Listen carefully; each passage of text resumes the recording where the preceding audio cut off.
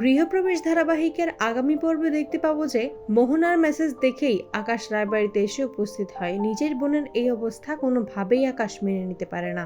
আদির দিকে বন্দুক তাক করে আর বলে যে আমি তোমাকে বলেছিলাম, সাবধান করে গিয়েছিলাম যে আমার বোনের জন্য কোনো কষ্ট না হয়, তুমি ওকে যত্ন রাখবে, ওকে তুমি আগলে রাখবে, কিন্তু তুমি আমার বোনকে যত্নে রাখতে পারোনি, উল্টো কষ্ট দিয়েছো।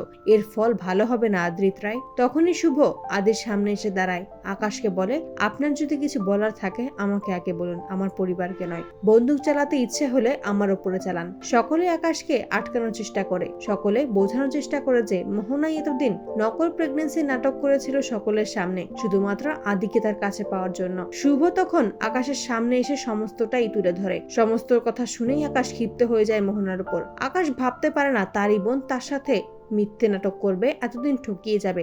আকাশ বারবার মোহনাকে জিজ্ঞেস করতে থাকে যে শুভলক্ষ্মী যা বলছে তার সমস্তটাই সত্যি কিনা। মোহনা তখন ঘাবড়ে যায়, কোনো কিছুই আর বলতে পারে না। হঠাৎ করে আকাশের হাত থেকে বন্দুক ছিনিয়ে নেয় মোহনা এবং বলে যে আমি কোনোভাবেই আয়ানকে ছাড়া থাকতে পারবো না, আমি ওকে খুব ভালোবাসি। আমার আর আয়ানের মাঝখানে যে আসবে আমি তাকে শেষ করে ফেলবো। এই বলেই শুভলক্ষ্মীর দিকে বন্দুক তাক করে গুলি করে। তো বন্ধুরা, তোমাদের কি মনে হয় আদি কি পারবে শুভলক্ষ্মীকে মোহনার হাত থেকে বাঁচাতে? কমেন্টে জানাও। আর নিয়মিত আপডেট পেতে আমাদের চ্যানেলটি এক্ষুনি সাবস্ক্রাইব করে পাশে থাকো। ধন্যবাদ।